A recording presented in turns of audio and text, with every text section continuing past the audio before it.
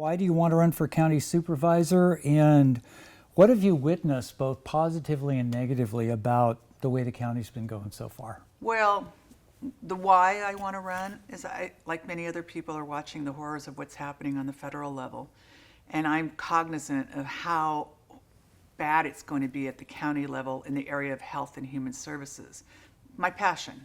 I know that Medi-Cal, the Affordable Care Act, is going to collapse. Food stamps, SNAP programs, working public assistance essentially. Public health, all of these things I did in the legislature as the chair of the Senate Health and Human Services Committee, and I'm watching the horror of, and I don't think people really understand that county's primary mandate is health and human services. In statute, it's embedded. So there's a lot of discussion, particularly around homelessness. It's like, oh, they have all this money. Well, that money is really for Medi-Cal, SNAP, public assistance, general GA, public health, mental health, behavioral health, homeless funding. So that was my motivation, and I just looked at the makeup of the Board of Supervisors, and I knew that I could bring a compelling voice and advocacy for people who grew up like me on public assistance and food stamps, and I lived in public housing. That was my motivation, and I feel passionately about it. I think many of us feel frustrated watching what's going on the national level and how it's impacting us here at home. And we all want to do something, and I absolutely have more to give. What do I think they've done well and not so well? You know, I think most of us realize that the Board of Supervisors are relatively invisible. You know, it's kind of, people are very focused on the city council and what the mayor does, but you know, Board of Supervisors have historically been somewhat hidden, somewhat bureaucratic. The county administrator and the department heads pretty much run things. The governance role and the leadership of the Board of Supervisors is essential. I have been disappointed on, you know, recent land use decisions, and I think that's very troubling, knowing that there are, you know, this seat particularly is up against, you know, Natomas and probably the largest yet to be a developable or open space. That's a really important issue. I think the makeup of the Board of Supervisors to this date has been really less than attentive, I think, on CEQA, assessing whether or not we have enough water for development, whether we're close to the urban limit line or outside of it. So I think those are really compelling land use decisions. And more importantly, I think the Board of Supervisors has to be accountable to the public. They have to be more transparent. They have to be more visible. What do I think they've done well? I think their status quo, bad land use decisions, which I think could, and potentially some down the road, and that are critical. But you know, I have seen historically they've been less than protective of public health funding. They do have some discretion. I know from my time on city council and in the legislature, when budget crises occur, the Board of Supervisors always cut public health. They monitor communicable diseases. They keep us safe during COVID. I did the legislation that created the California Department of Public Health, which is pretty significant. It took me 3 years to do it. Worked with both sides of the aisle, got a bipartisan deal for a pretty historic piece of legislation that has a standalone department that, but for the State Department of Public Health, we would have lost more lives during COVID. I have really been disappointed over the years that public health funding at the county level, even in good times, has not stayed up to pace. And I think down the road, next year, when all of these cuts from H.R. 1 on the federal level come and land before the Board of Supervisors, that it's going to decimate our public health infrastructure. You know, there will be really tough decisions because although the Board of Supervisors have a mandate to do health and human services, they have discretion on the scope. I think I'm really concerned. In the past, there was a retreat where they denied access to the county primary care clinics to undocumented persons. They restored it briefly, and they currently have it in place, but I know that that's one of the programs that's on the chopping block in the upcoming year. So these are issues that I'm passionate about. I don't want to say anything, I can't point to anything compellingly wonderful, except that I think there is some willingness of some individuals on the Board of Supervisors to begin a thoughtful, serious, collaborative conversation with the city of Sacramento on homelessness. I think both of those groups have been at odds. I think a lot of it has been past personalities. I'm hopeful and confident in the conversations I've had with the Board of Supervisors that they are ready to begin those conversations and that they are closer to some consensus. There have been some shortcomings. There's been battles about what structure forces them into working together, whether it's a statutory JPA or whether it's just their commitment to public service. I'm optimistic about it. It's essential. I think we no longer have the luxury of not working on this together, along with all the other cities. What are your 3 to 5 priorities in order that you want to get done in the 4 years, whatever? Well, let me say the top one, the first, has sub-elements. It's health and human services. It's ensuring that the decisions that are happening at the federal and the state level to contract Medi-Cal. I mean, California did wonderful things expanding the eligibility of working families. That's all falling apart because of the federal decisions and the state balancing its budget. And I want to illustrate kind of where these domino effects are. The Affordable Care Act collapsing means more people who will fall off of subsidized private insurance that cannot go into Medi-Cal or put greater constraints on a smaller pot of dollars. Public health, those federal dollars are significant that are going to impact the county. So the counties get a combination of state and federal dollars. It's going to lose significant public health dollars. Cash aid, what we used to call welfare. The federal government has said refugees can no longer be covered. We had the largest Afghan refugee population in the nation who come here eligible for Medi-Cal, for food stamps. And these are families and individuals who fought side by side with our country and were afforded a special status. They will fall off of coverage. So that health and human services spectrum, in addition to behavioral and mental health and substance use funding, which will be kind of folded into my second priority, homelessness. How do we address this? Number one, we quit lying to the public and saying there's a silver bullet. The public is so cynical because we've had mayors, supervisors, this is a solution, only to not actually achieve that for lots of reasons. It's not just fiscal, though. I mean, I think I've said earlier, there hasn't been a serious sitting at the table where everybody puts their egos and leaves them outside the door and sits down and says, how are we gonna solve this? So this is my thought is, and I look at it as a linear way. Number one, let's stop saying we're going to take care of this in a short period of time. Let's acknowledge that this is going to be a long-term solution because it was a long-term problem. Decades, generations of neglect. Okay, so my third issue is clearly, land use, sound land use decisions that really respect the history of our community and our region. So those would be my 3. Tell us about your previous experience that qualifies you for this job. I have a lot of local governance experience in addition to legislative experience, and actually serving in nonprofits after I left the legislature. So my governance is, I served on the Sacramento City Council, a little short of 4 years. I represented the neighborhood I grew up in, Oak Park, as well as Curtis Park, Hollywood Park.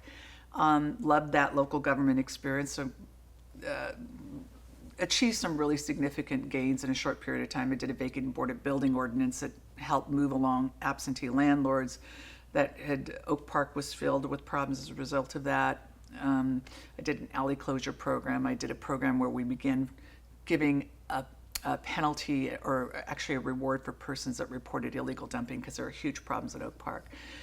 I served in the Assembly for 2 years, and I served in the Senate for 8 years because I was the first class of term limits in the Assembly, and then I hopped over to the Senate because the opening after Leroy Green left and Phil Eisenberg.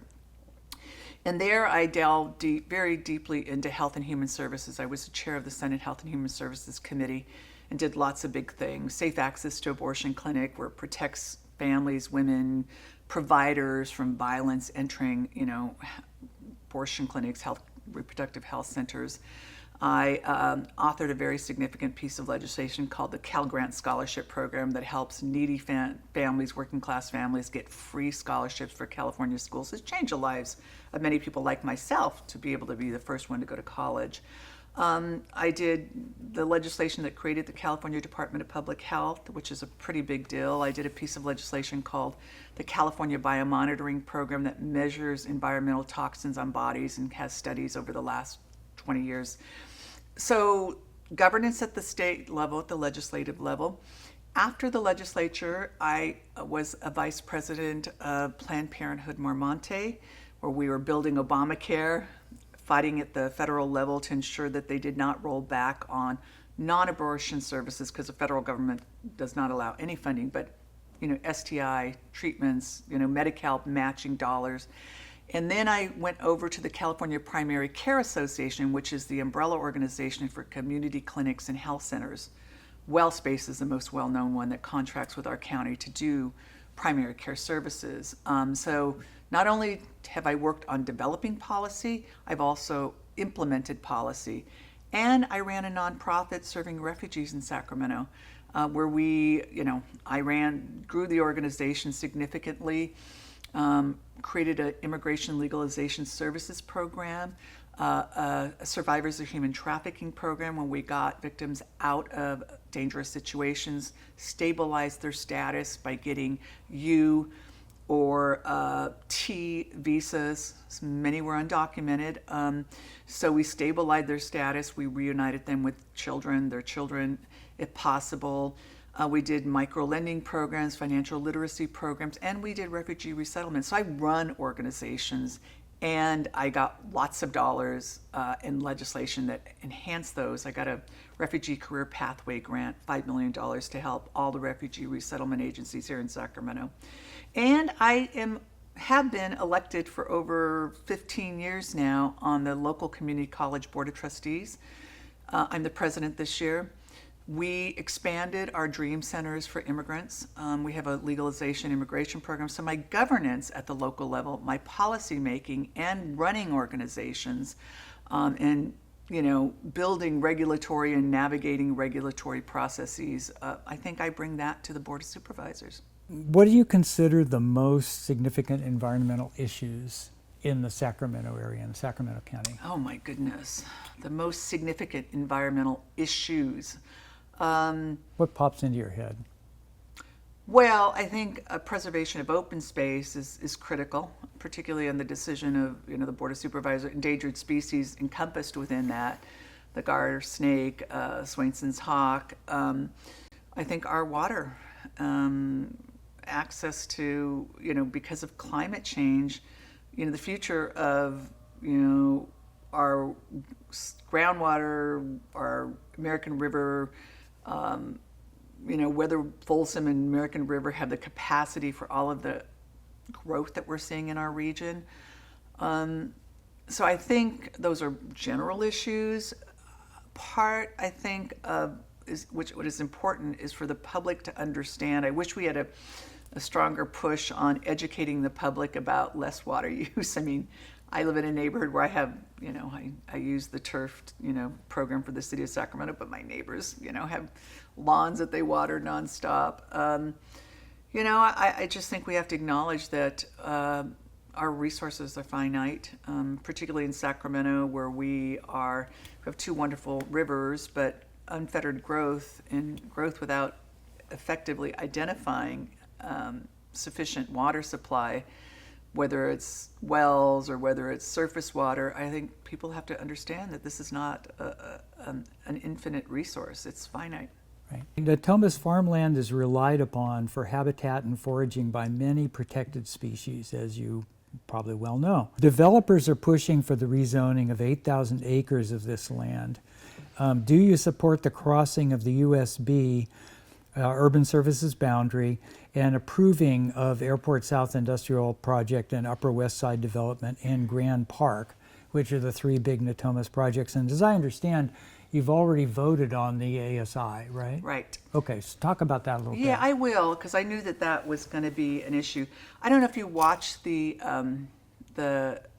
Planning Commission meeting.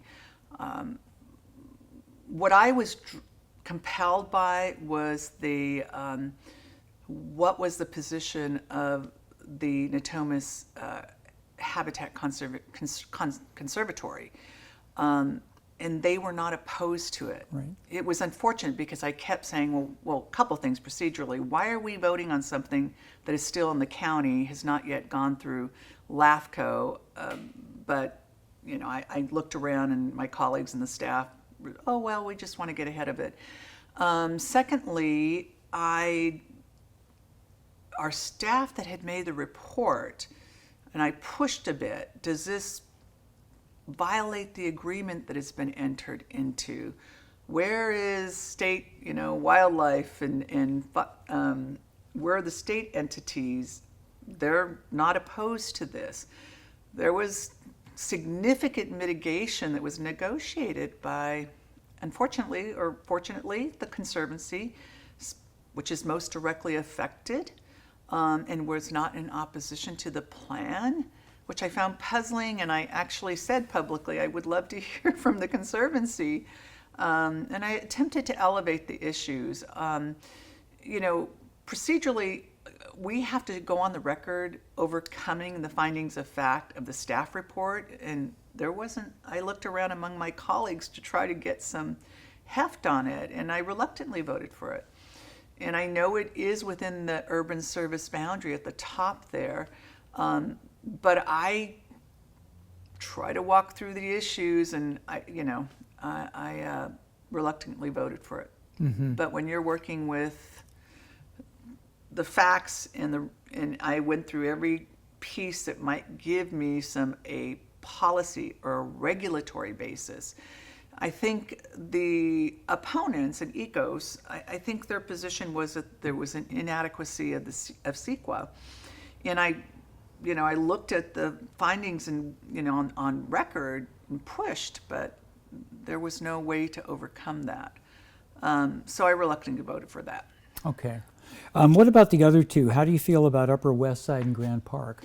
Well, they seem to be more obvious, and I haven't seen the county documents on any of this, but they're clearly major projects, on the west side and on the upper sort of Grand Park, that northern eastern side of the urban service, outside of the urban service boundary. There are more obvious access for water issues that it confounds me, because one project by the county, of course, proposed that the city was going to provide surface water, which of course the city said no. And there seems to be a very clear violation of the agreement, the joint vision between the county and the city. It's like, I don't understand how the county could propose this and make assertions about this being consistent with the joint vision and or that there's some agreement by the city of Sacramento to provide water. And then there's the River Arc Group that is clearly trying to,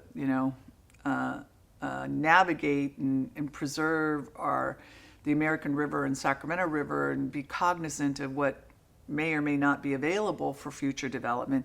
It just seems that all the underlying documents and agreements and regulations are in direct conflict with those two projects.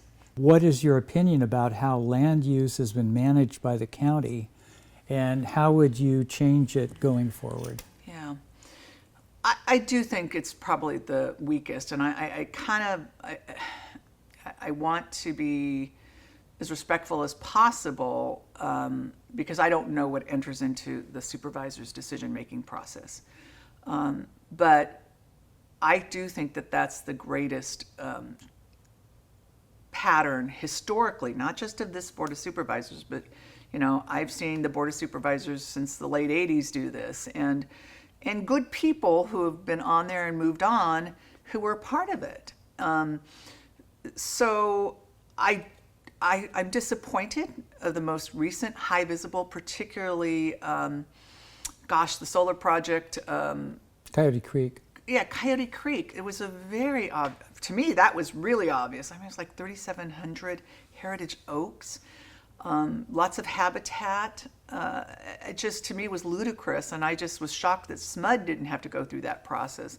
So between Coyote Creek and the other two proposed within the urban service boundary in the Natomas area, just seemed to be really strikingly bad decisions that, I don't know how the Board of Supervisors have agreed to do past projects and are proposing. And I don't know where they're going to, because I don't know that the other two will have been voted on yet. They're proposed in the pipeline. And I think the city's sending a strong message, perhaps is going to get them to, like, if the city is not going to commit to water supply, I don't know how they can proceed with either of those two projects. So I'm hoping there's more scrutiny, more visibility, more transparency, and perhaps more self-awareness of how these projects are not good for our region. Basically, the county has 76,000 approved housing units in greenfield areas going forward with all these developments that have kind of taken seed. This is according to SACOG. Would you support a moratorium on approving new proposals, since we have such a surplus of homes that Have yet to be built. have yet to be built? So entitlements have been conferred. Well, I don't want to commit to that. One, because I want to look at where we are on our housing development. Infill should be the goal. If these 76,000 plus proposed are all outside and in the suburban boundaries, then that policy-wise does not make sense. But we need to incentivize infill and more importantly, not just affordable housing, but low and low-income housing. So I want to see the policy overlay with the land use plans that are proposed. I think in city and county coming to consensus, particularly when it comes to low-income housing and very low-income housing, to commit a line item of, you need a municipal subsidy. You cannot have a developer build low-income housing without a public subsidy. The cities that do it well, like Oakland and the Bay Area, they do it with municipal commitment of dollars. And that's not making a developer rich. You cannot pencil out very low and low-income housing without a public subsidy. So I don't want to say a moratorium until I know where those projects are and how we incentivize infill and higher density, particularly in the areas of the county that may have that. And this district, District 1 is almost 95% city. The unincorporated, the county, the north Natomas part is probably, and then there's a Fruit Ridge unincorporated, right. But for the most part, are there opportunities for denser development within the city part, particularly of District 1? How do you incentivize? What do you mean by that? Define You that. basically have municipal dollars. We will give you X amount of dollars to build low and very low income housing, and you use your other investors and your drawdown from tax increment or state dollars to build very low and low income housing. We don't expect you to exclusively do it based on state, whatever remaining state dollars there are, and or private financing, because it doesn't pencil out. If we, the city or the county of Sacramento, are serious about low and very low income housing, we need to put our dollars in and have a consistent. We used to do it in the redevelopment agency when redevelopment agencies had tax increment dollars. I sat on the Oak Park PAC. That's how you build. You have to have public dollars for developers to do this. And again, I'm not talking about affordable housing or market rate housing. I'm talking about low and very low income housing, whether it's multifamily or single family. So yeah, the city and county have to commit their public dollars, for developers to draw down those funding. Okay, that's for the low Very income, low income. very low income. What about low, missing middle? average, missing middle in terms of infill? How do you incentivize that? Huge issue. I mean, I deal with it all the time on the planning commission, and I don't please everybody. We just approved a project in East Sac, high density, 322 units. Too much parking in my estimation, but there wasn't the stomach or the willingness of my colleagues to reduce the parking, on-site parking, to do more housing units. You have higher density. That's affordable housing. You're seeing in Midtown, downtown, you're seeing, high density, affordable and market rate housing with no parking at all in parts of those. And people complain about that and other people love it. So more density, closer to the existing infrastructure, which keeps the costs down. Willingness to have a conversation with residents that are affected and troubled, who think high density is a bad word. It's not a bad word. So that chunk of and it's not all home ownership. It's a lot of working young adults early in their career who want to rent. And then you have the other dynamic of affordable first-time home buyer. We had that battle on the Planning Commission with Crocker Village. The developer wanted to downsize the units that we had already approved at high density. We have state law that precludes us from downsizing. Those are market rate or, affordable, that what we ultimately approved, which he had originally submitted and asked for, that he tried to change into single family. We stuck with our plan. And again, this is infill, an incredible project. Actually, ironically, when I was on city council, we adopted what was a conceptual land use plan that included affordable. Then when I was in the Senate, I did legislation that guaranteed not just a phase 1 cleanup, but a phase 2 cleanup of that old UP site. So there was, I have a whole history with that site. So that's another example of affordable and market rate multifamily housing.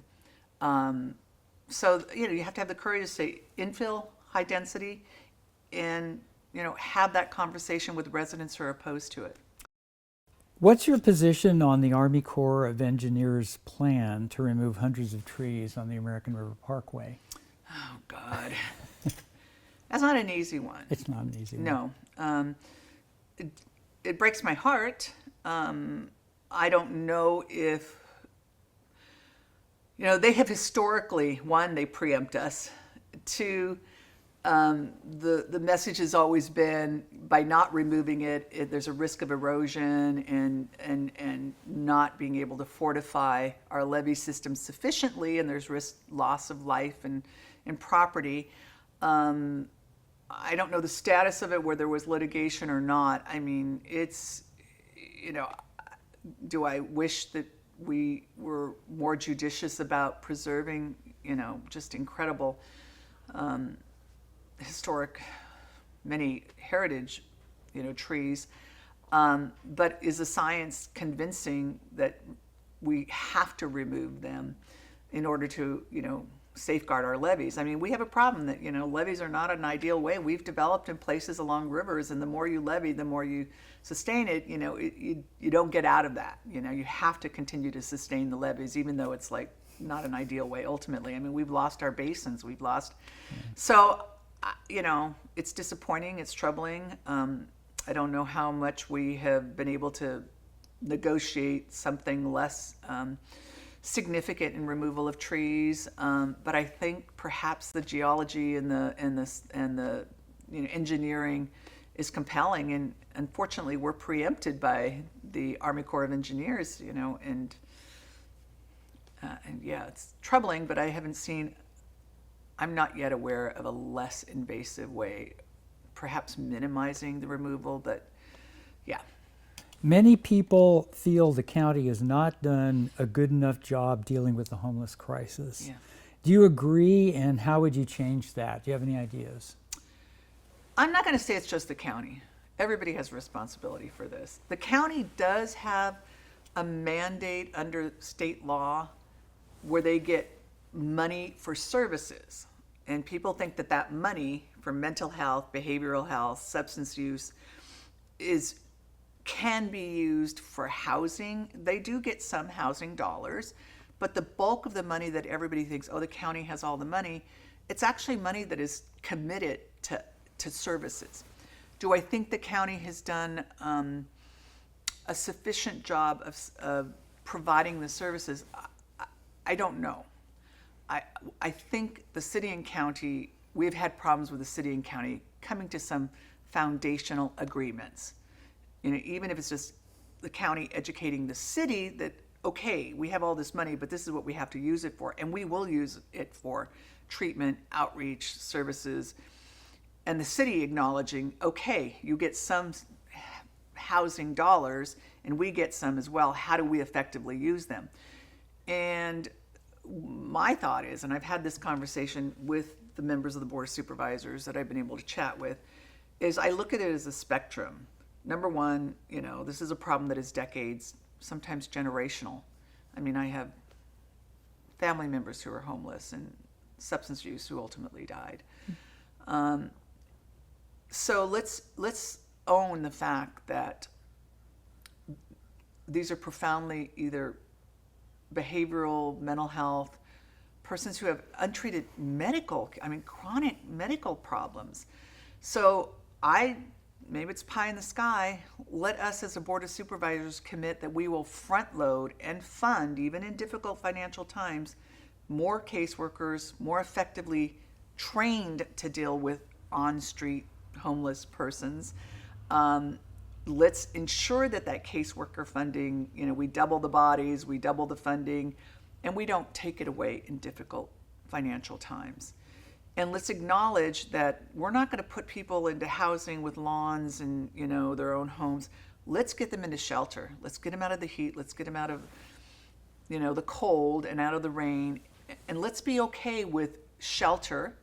Let's focus on treatment and services. Let's acknowledge that many of those people won't take those services. And let's have the courage to say to the public, we're not going to fix this overnight. And yes, we're going to respond when you have challenges with people doing things in your community that you're not comfortable with, but let's also acknowledge that we're trying to do this 2, 3, 5 bodies a week.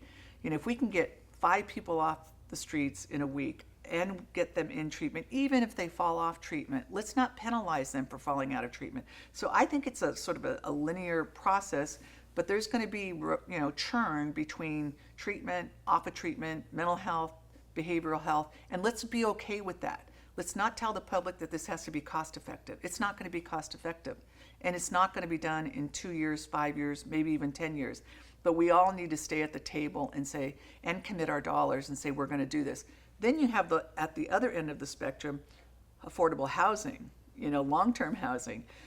That's a bigger issue that we've touched briefly. That's a market condition that's, committing to low and very low income housing while we're also still trying to address the middle income housing.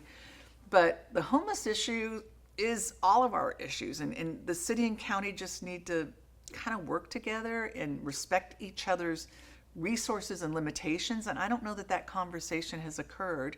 And I run into a little bit of flack when I say to people, the county has this obligation under the section 17,000 of the Welfare and Institutions Code. This is their primary obligation, health and human services. So all that money you say they have to use it this way. They get housing money, but you also get housing money. But let's not say, oh, they've got all the money and they've not treated the city nicely. I just think there's a lot of education and willingness for people to sit down and say, let's leave our egos outside the door. Let's leave our personality disputes, and let's sit down and this is. I think everybody wants to do the right thing, but I don't think there's been a facilitator or a structure in which everybody can have that conversation. And the problem's getting worse, and the public has lost confidence in us, and the public is tired of all the, oh, here's the next shiny, ball that's going to solve it. And I think people have every right to be skeptical and angry at their elected officials for having not addressed this. Budgets are a statement of our policy goals and our values. And I don't know that I might be a lone voice on the Board of Supervisors. Other supervisors may have priorities, roads, transportation, land use, more development. But I think we have to strive to say, you know what, we're going to make cuts everywhere, and we're going to have a lot of pain in those cuts. And none of them are going to be good decisions. And do we have the will to say that this one issue trying to take pieces of the homeless issue in our region and understanding at the front end, front loading it. It's a good public health model. Prevention, intervention, treatment, medical as well as behavioral health, as mental health, substance use. I mean, if we can have that conversation to say just that pot of dollars for more caseworkers, specially trained caseworkers, by the way. These are like community health outreach workers that go into the community, have unique skills, and it's a tough job. And saying we're going to preserve this piece of it in the next 4 years. I do think things will get better at the federal level. This is the horror that we're seeing right now is not going to be forever. The economy's going to come back. The state's going to have more funding. So we take one bite out of that elephant at a time, and it may be a 3 or 4 year. And we do say, this is where we need to put our money, and we have to all understand that we have to do this, and we're going to cut somewhere. Where do we cut?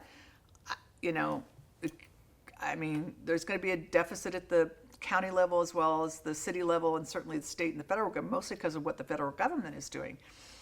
You know, I've seen people float ideas about tax increases for other things that are not as compelling as human capital, our people, our resource. So, you know, I don't know. I mean, there's a lot of things that can be cut, but I'm not going to say it's going to be this or that. And maybe it's, if it's a 5% rollback on everything, it's not going to make anybody happy, but we have to start somewhere.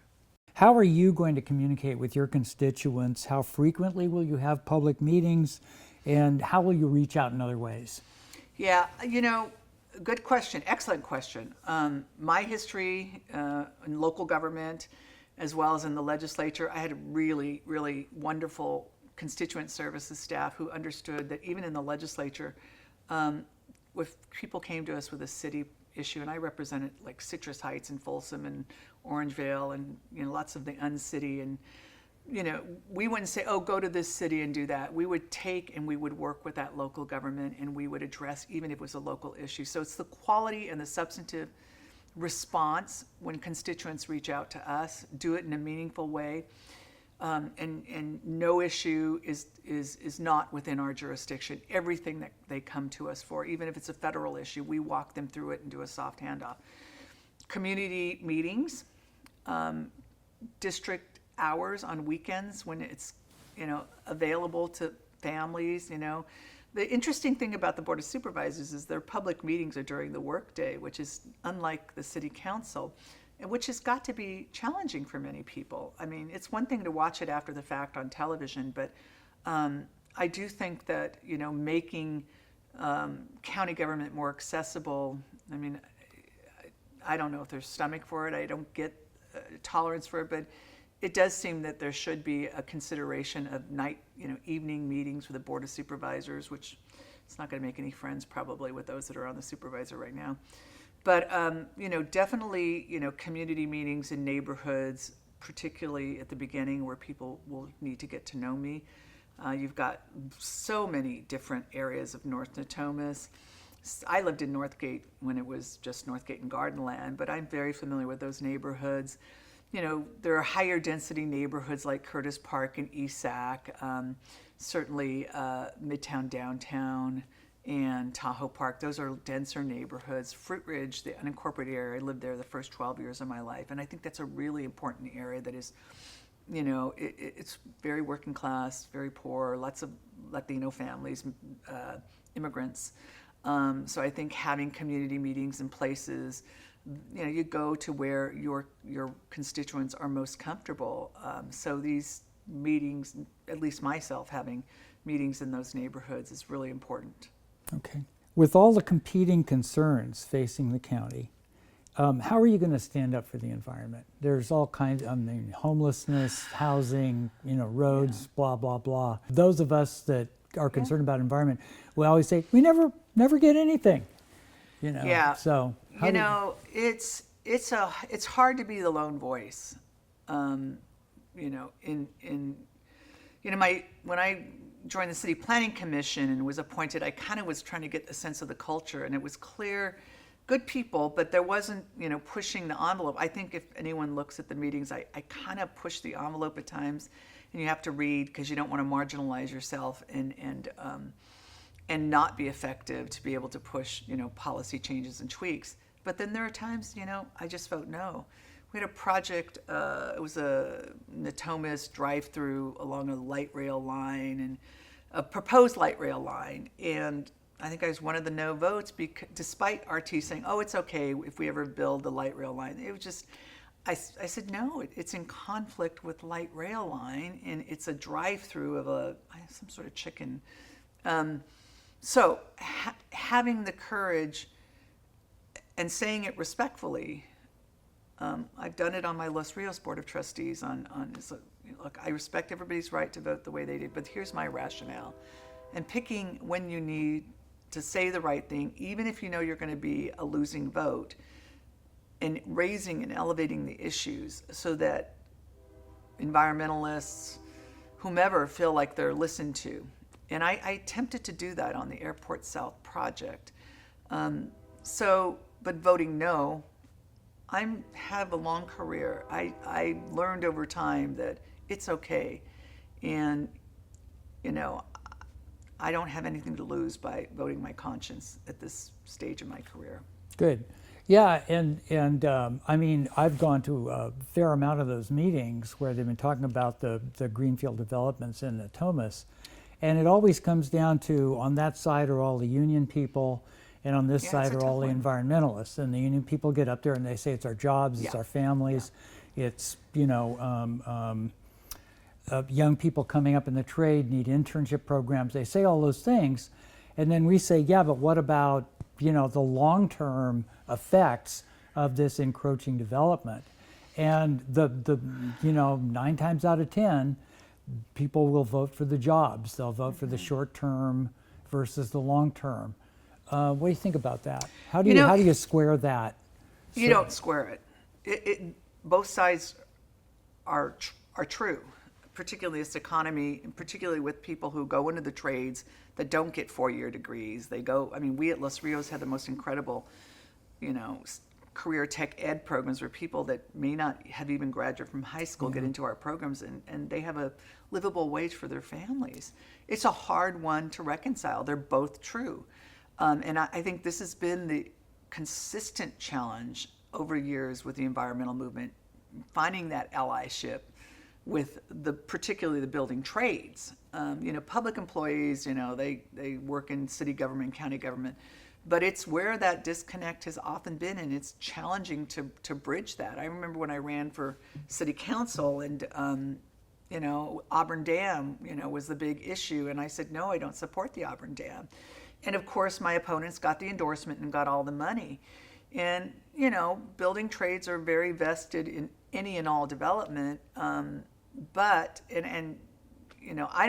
I listen and I'm respectful of the trades, but it's not a determining factor. That wasn't my rationale on Airport South. And I pushed, the person who was representing them. I said, look, I'm going to look at the regs, the terms and conditions of the agreement, and had I found my way through there and overcoming the staff report on the findings of fact, then it would have been easier to vote no. But you can't disregard it. You have to be compassionate. You have to listen to it. But you also have to then make a judgment call. The 2 examples or the 3 examples that lie down the road before the Board of Supervisors are kind of obvious ones for me. And, and building trades, if you can't explain to them the long-term quality of life for their families and their children, I would still vote accordingly to reject those projects for all the other compelling reasons. But it's tough. It's not easy to do. Yeah, I know it is. What should Sacramento look like in 25 years? In 10 words or less. I'd like to think we have a vibrant urban core, more affordable housing, mixed housing in neighborhoods that people consider wealthy. I live in East Sac. I lived there for 25 years. I could not afford to buy my home today, but I grew up in Oak Park. I grew up in the Fruit Ridge area. I grew up in Northgate in public housing. I got in, and I was fortunate at the time but I think East Sac needs more infill housing diversity. I think Natomas has got, they went through a phase where they had a lot of apartments early on, but they've got housing diversity stock. but at some point we have to say no to constant, suburban development. So I would see a healthy community, diversity of housing stock within the urban service boundary, and particularly in the higher density infrastructure urban areas. I see thriving diversity of jobs for skilled and unskilled, perhaps a transition away from reliance upon government jobs. More of our downtown has more housing in, dying, state buildings, that clearly we're not going to see a return to work.